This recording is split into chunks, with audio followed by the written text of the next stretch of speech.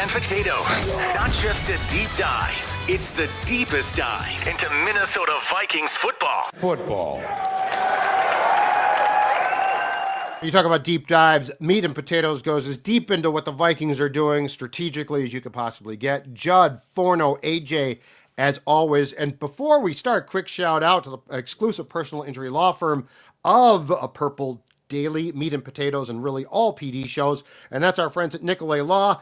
Nicolay Law knows that when you or a loved one gets injured, ordinary life, it can come to a stop and things can get complicated during that time. Insurance companies are likely to pressure you. They don't care if you get better. They don't care if your bills are piling up. And they don't care that you may not be able to work. But you know who does? Russ Nicolay right there and his team. They do care because they've seen every play the insurance companies have in their playbook. And Nicolay's going to make sure you get the compensation you deserve after an accident. So if you've been injured, get Minnesota's local award-winning injury lawyers. Get Nicolay. Start your path to winning at nicolaylaw.com or give them a call at 1-855-NICOLAY. That's NICOLET, nicolaylaw.com. Russ and his team are going to get you what you deserve. Speaking of that, Forno, the Vikings are getting what they more than they probably deserve, certainly more than they probably privately expected. The Sam Darnold experience again on Sunday, just a great game going against Kirk Cousins, 5 touchdowns, a near perfect passer rating in that game. Talk to me about when you went and watched the film on Monday, what you saw from a fourth consecutive really solid outing from Sam Darnold. Oh, buddy. What is there to not like about what Sam Darnold is doing? If you took the name and the past 6 years completely out of the equation, which I know is an incredibly difficult thing to do because you have to kind of factor in some context here because look, Darnold wasn't really good for 6 years, but what he's doing this year, you could argue he's an MVP candidate. And if his name was not Sam Darnold, would he be a bigger MVP candidate? And I think unquestionably the answer is yes. Would I vote for him for MVP? I'll be honest, the answer is no, but I'm at least going to have a conversation and talk about him as an MVP candidate. I wrote 2 weeks ago talking about how Sam Darnold is a better MVP candidate than Jared Goff. If you just look at context, if you look at the numbers, look, the Lions have one more win and their offense is scoring more points, but it's not because of Jared Goff. It's more because of the running game, the offensive line, and Ben Johnson. Jared Goff, I would put fourth on that list, which isn't an insult, but MVP is about value. It's not about how good you're performing. There's other awards that reward that type of thing. And what Sam Darnold's value has been to this football team has been bonkers. He's elevated already great weapons on offense, and we saw it in droves on Sunday. Look, his pressure to sack rate isn't necessarily good. 13 pressures, 4 sacks, but the context of which those sacks are coming, I think is really important. He's not like Kirk Cousins turtling up in a shell. Oh, there's a guy in front of me. He's trying to escape. 2 sacks on Sunday. He got kind of grabbed by like the horse collar. And remember, inside the pocket, horse collar is not a penalty. So that's something contextually to be aware of. Now, apparently, face masks on Sam Darnold aren't a penalty either, but that's an official problem, not or a Joe Burrow problem. Yeah. Oh yeah, that was pretty brutal. But did you see Bart Simpson as Joe Burrow throw a touchdown to Ralph Wiggum as Jamar Chase? That might have been the greatest thing I've ever seen on a football field ever. I'm an unabashed Ralph Wiggum fan. I think he's just a phenomenal character. But to get back into our own Ralph Wiggum and Sam Darnold, it's just really impressive how he's sensing the pocket and he's able to maneuver. He got sacked on a second down play by Matt Judon where they dropped 8, nobody was open, and Darnold is trying to move around and kind of evade a collapsed pocket, which after 5-6 seconds, which what it was, okay, that's fine. If 3 guys start to collapse the pocket after 5-6 seconds, you can live with that because the ball's supposed to be out at about 3.5 with how this offense likes to operate. So he's trying to escape. He gets sacked. Okay. It's like 3rd and 16. They do a little bit of it's just a drop back, and Darnold looks down the field. Oh, there's this gaping hole to my left. I'm going to slide step to the left and fire a piss missile down. Justin Jefferson, 20-plus yard dig route, first down. You're not getting that from Kirk Cousins. You're not getting that from any of the recent Vikings quarterbacks. You'll probably get it from Nick Mullins. But Nick Mullins, I mean this in the most complimentary way possible, is psycho. And he will throw anything and everything. how much are you going to credit Forno the kind of just the improvisation that maybe Sam Darnold brings in the pocket? Because it's a night and day difference, and we saw it this past weekend.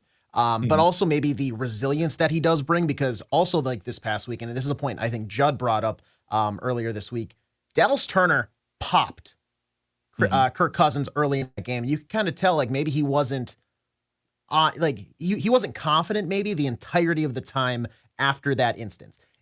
Sam Darnold seemed like he gets sacked, he gets hit in the pocket, but then the very next play, if he feels that pressure again, okay, I'm going to step up. I'm going to, like you just said, evade to the left and be able to roll out and keep that play alive. How much do you credit his success, not just on Sunday, but maybe this season, to him being able to, be a little more mobile than what we've seen in past years, but then just also be able to, if a play breaks down, he's going to find a new path to maybe keep it alive and extend that drive? So that's a little bit of a layered question. So let's kind of break it down. Yeah. One of the really impressive things with Darnold is his ability to forget.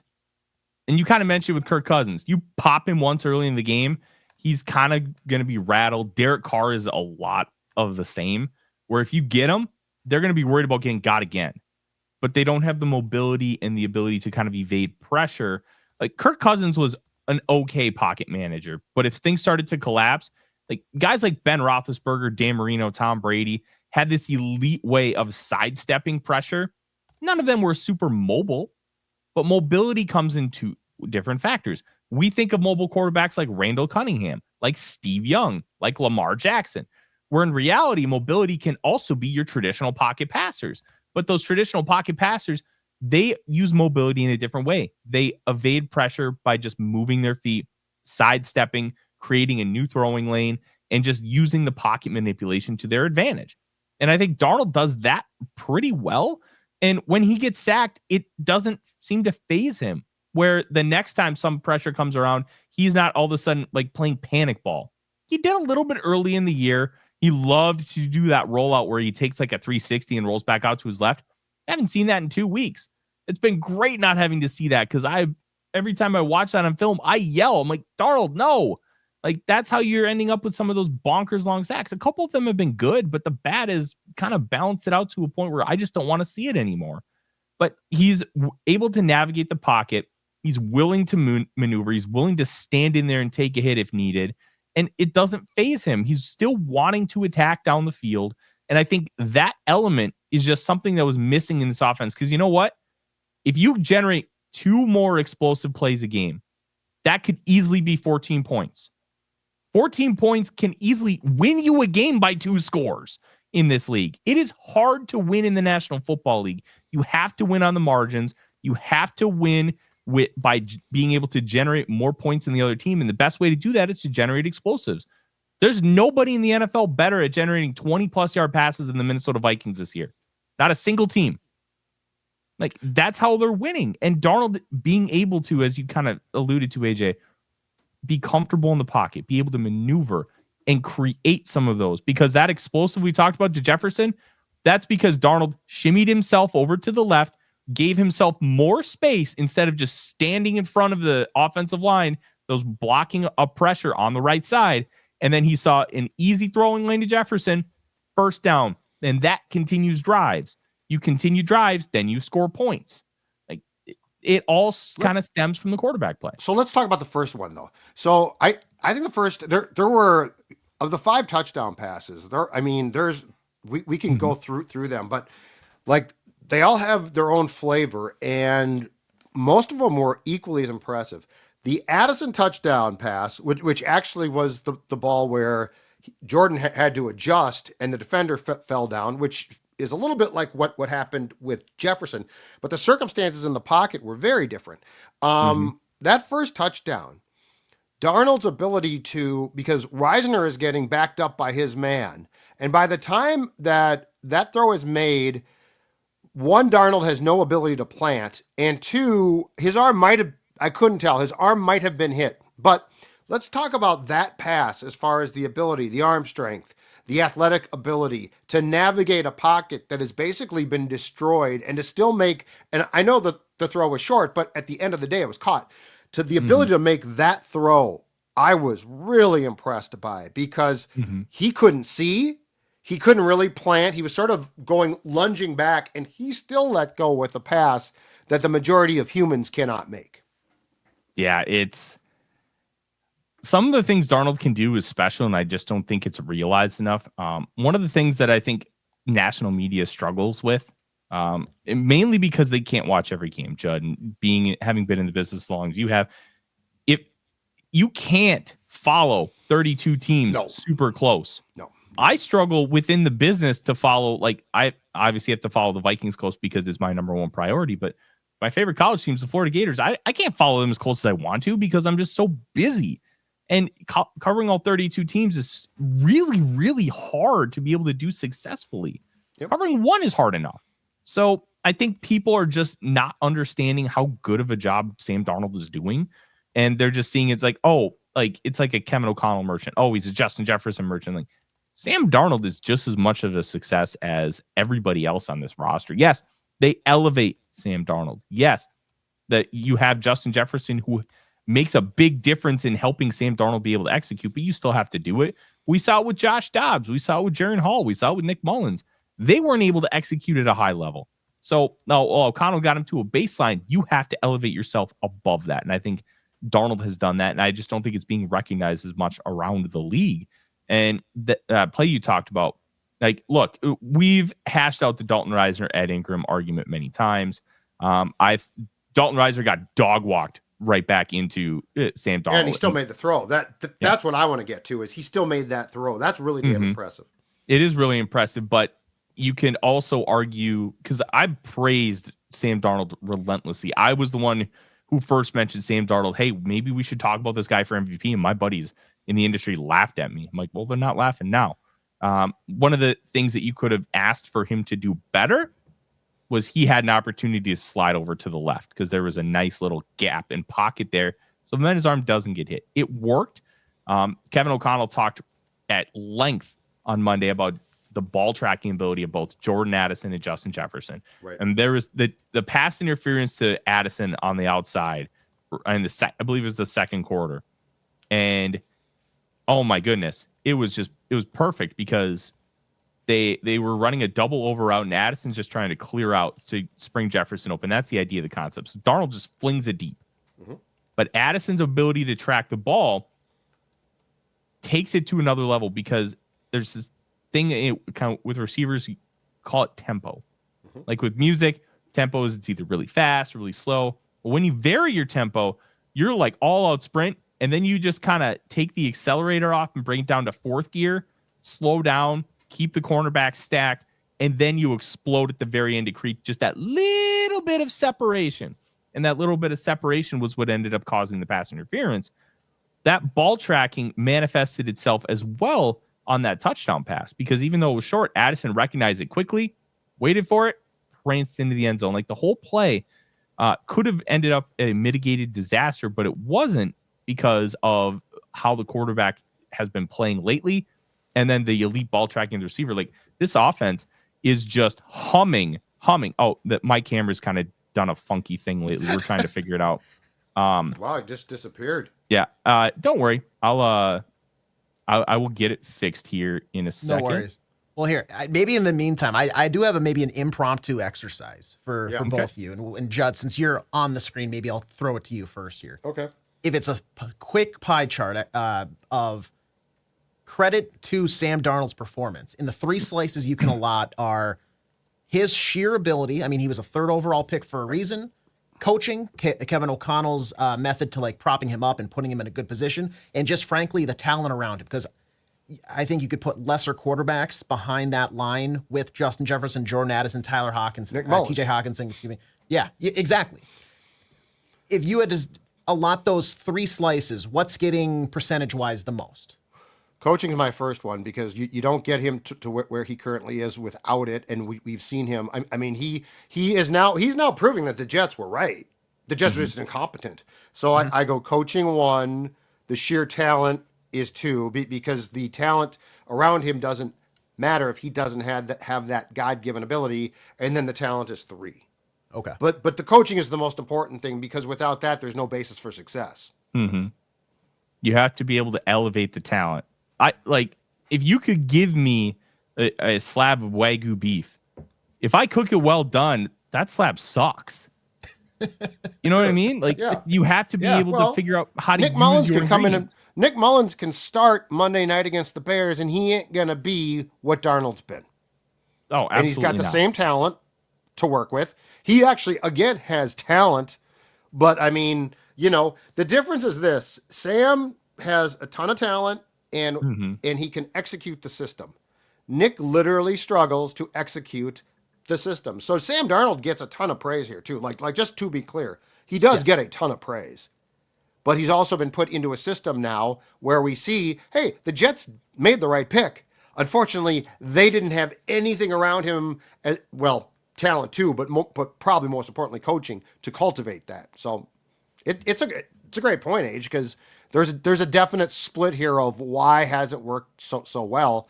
And I firmly believe, though, it starts with, it's a cliche by now, but it starts with the culture inside that building. Mm-hmm.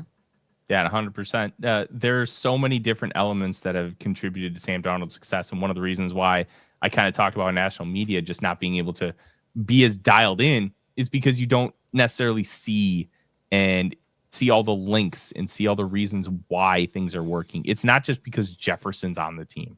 Jefferson's a huge part of the success of the total offense, sure.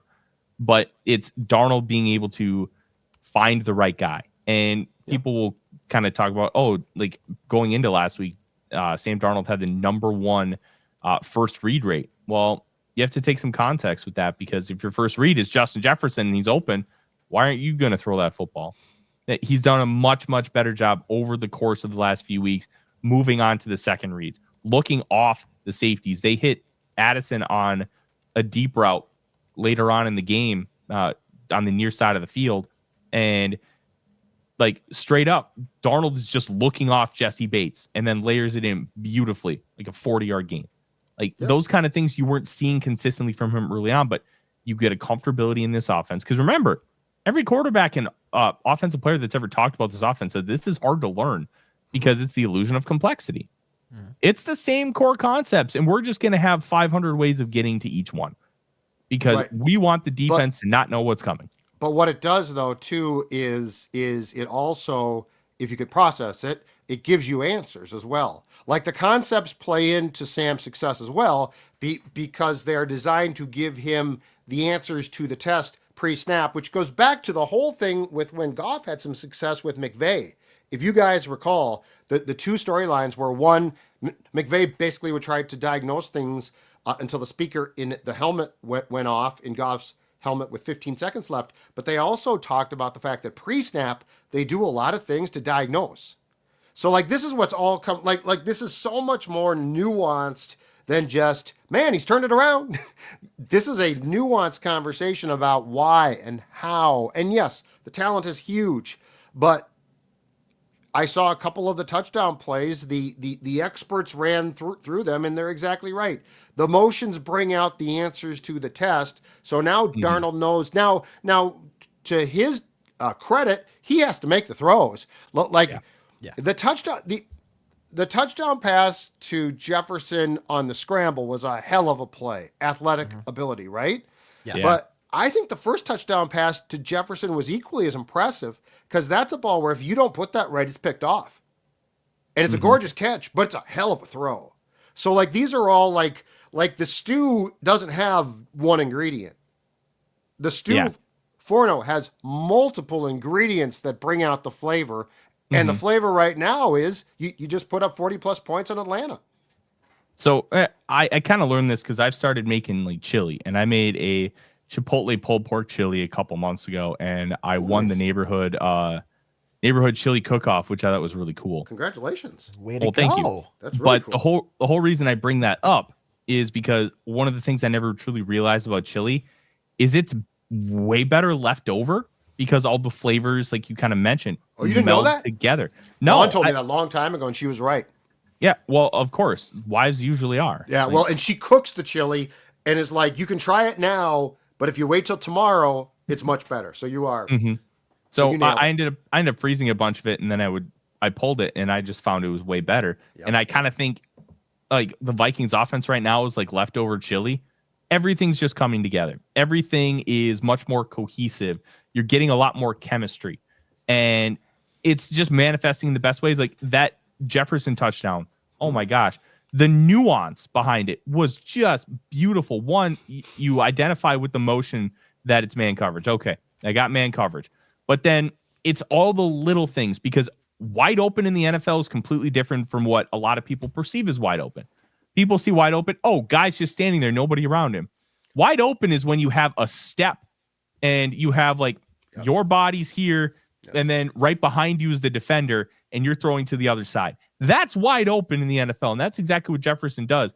It's just a double post concept. So the whole idea of the double post is you get the inside guy to draw that linebacker out of the passing lane, and then you have a wide open spot to the outside post. Because, I mean, you're not running like super deep. It's a nice little red zone concept because it's like you get like clear outs, but you also are able to attack vertically.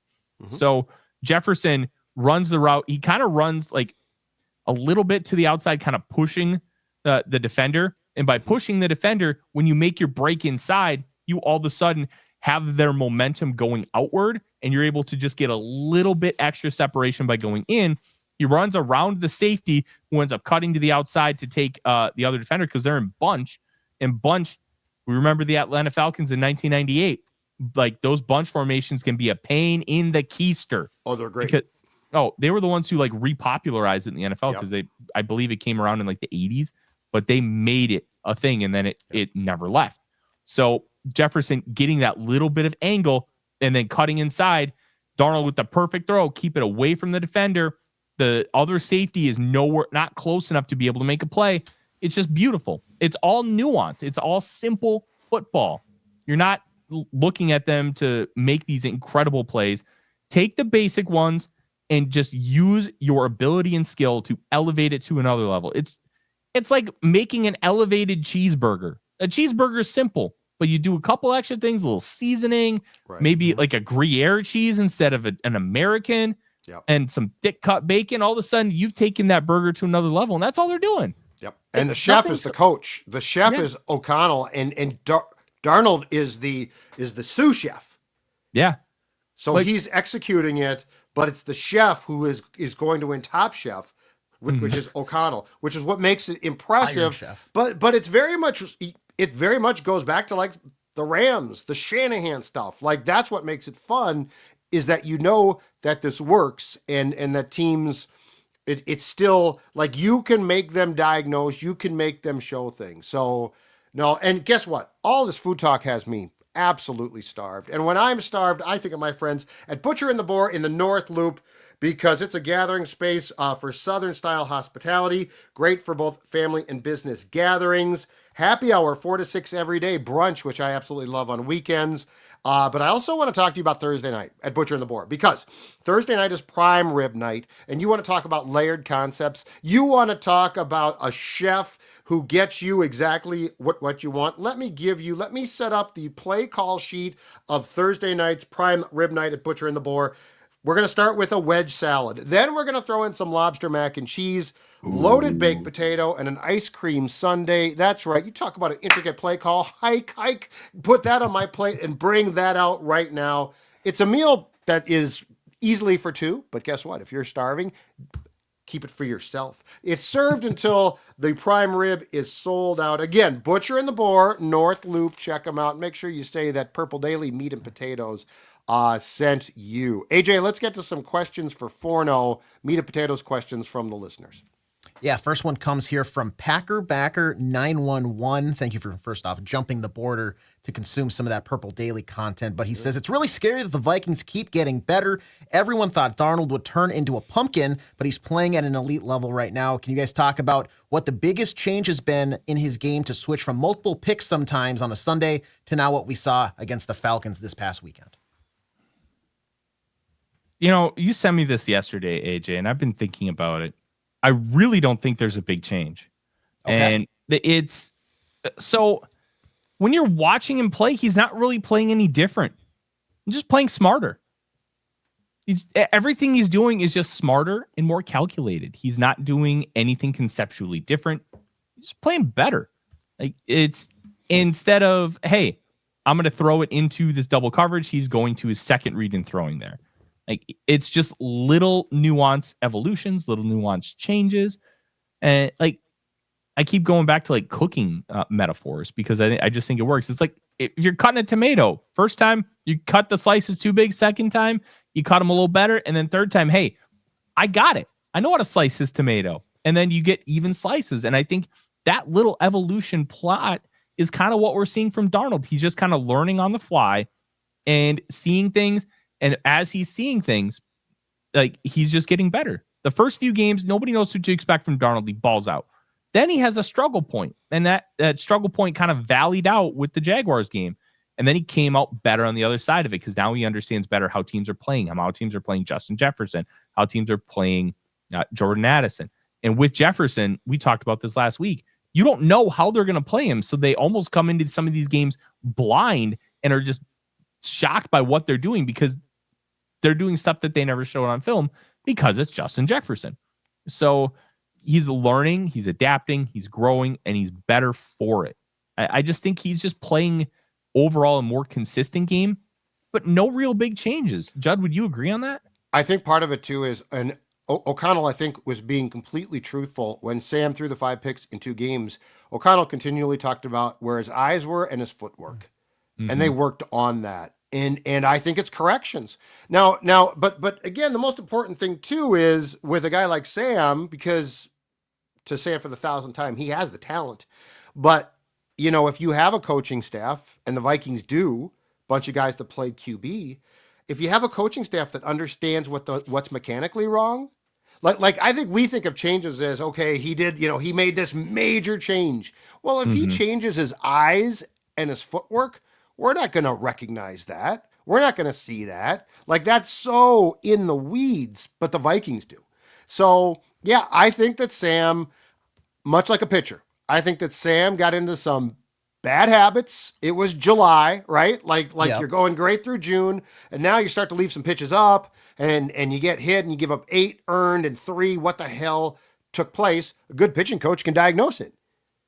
I think that's what happened here. And I think he did make changes in that vein, but those aren't the things that jump out on tape to like us. Those are the things that jump out to, McGowan, to O'Connell. So yeah, I don't think it was like some major, he had a revelation. Yeah. Okay. And even like some slight footwork adjustments, that's not really a major change. It's just kind of the same concepts we've been talking about. Taking what he's doing and just adding a little bit of salt and getting better. Yep, exactly. All right, next one comes to us from Easton 9002 on YouTube. He says, I don't want to dwell on the early game too much because I know we saw the end result and Kirk loves his early scripted drives, but can you guys break down, especially on that opening drive for the Falcons, what exactly they were doing that seemed to cut right through the Vikings D for that opening drive score? So conceptually, what the Lions were trying to do is run the football, run it with effectiveness, and they were able. Shout out to the Falcons offensive line. They were great on Sunday. They were the reason why the Falcons were in that game because the Vikings couldn't generate any pressure. Pro Football Focus had them just generating 9 total pressures on the day. The only sack was a blitz by Jamin Davis, who I kind of liked the idea of his signing, and he's the limited snaps he's played relatively well. Can he keep that up? Who knows? There's a reason why he was available in year 4. But like the little things, it's, hey, we want to run the football and we are going to take advantage of you. And one thing, if you notice watching the film, they ran away from Harrison Phillips. They intentionally did not want to run at Harrison Phillips. Why? He's the best run defender on the team. He is so good. Plus, the Falcons have 2 really good running backs, Bijan Robinson and Tyler Algier. Algier could start on a multitude of teams. Bijan is a very special player. So you have both of these guys, and they're able to eat up 5, 6, 7, 8 yards. Like one thing that just like things that they're able to take advantage of. Metellus, instead of wrapping up Algier, booms him in the hole. Well, guess what? It bounced him back out and he breaks it outside for 20. I hate that. They were able to kind of take advantage of some of those things. And the offensive line being able to block. Because one of the things with Kirk, he's terrible against pressure, but he's really good against the blitz. So the dichotomy of that is when you pressure him with 4, well, you have full coverage on the backside. So you're able to have 7 guys in coverage, and it makes it much harder for the quarterback to be able to find somebody open. But if you blitz and send 6 or 7 guys, guess what? It's way easier to be able to complete passes. And Kirk did a good job early of completing them. Late, he didn't. He threw that interception to Metellus, which was just a cover 3 with 2 under. Like, is really simple coverage, a ton of space. Throws it right at Metellus. Brain dead kind of football play. But then the second one, they just sent a ton of pressure, and he just airmails it to Kyle Pitts, and Byron Murphy gets a beautiful interception. He throws that ball a tiny bit shorter and inside. Kyle Pitts probably has a touchdown. Like, he's able to take advantage of the blitz with some of those spacing concerns. But if you get pressure with 4, he's donezo. So that's the difference. And they did a great job of protecting against the blitz early and protecting against 4. And Kirk was able to kind of be like a hot knife through butter. Later, is Kyle Pitts not as good as we thought? Like Bijan, I was really impressed by. I really like him. But Kyle Pitts, I didn't come away from that game really impressed by his play or his effort. Yeah, the effort's been a concern. I wonder how much of that is just because he's with the Falcons, and the Falcons consistently just don't utilize him. Like, his rookie year, he had 1,000 yards receiving. He hasn't even come close to that. Last year, remember the Vikings played the Falcons? They were running jet sweeps with Jonnu Smith and not even trying to focus on using Kyle Pitts in the passing game. It just feels like they need a divorce. Okay. And will that end up revitalizing Pitts? I don't know. But I just feel like he needs out of Atlanta. And then we can figure out, okay, is this effort kind of thing because you're in Atlanta? Or is it going to continue on somewhere else? I couldn't tell you. But I can tell you they aren't using him very well. And the quarterbacks he was playing with early on, oh my gosh. Like, Kyle Pitts would just be overthrown constantly. Well, yeah, it was awful. It was awful. Brutal. And now they got 2, but if Pitts does leave, Kirk can get his 8 back without having to pay for it. So he'll probably wear 8 next season, assuming he's back, which I'm assuming with a full no trade clause, he is back next seaon. Might be on the sidelines at some point, but he'll be back. I have a running theory that Kyle Shanahan's going to trade for him, because I just don't think he wants to trust Brock Purdy with that kind of money, which I completely understand. Okay. Well, that would be the long-held goal of our show, because we always predicted that. Or will the 49ers make a play for Sam Darnold in free agency? That's another question. Because I agree with you on Purdy. I don't think he's worth it. So anyway, we are done meat and potatoes. If you didn't enjoy that breakdown, then I don't know how much more football you can possibly be served. And remember, Butcher and the Boar, if you're hankering for some great prime rib Thursday nights there.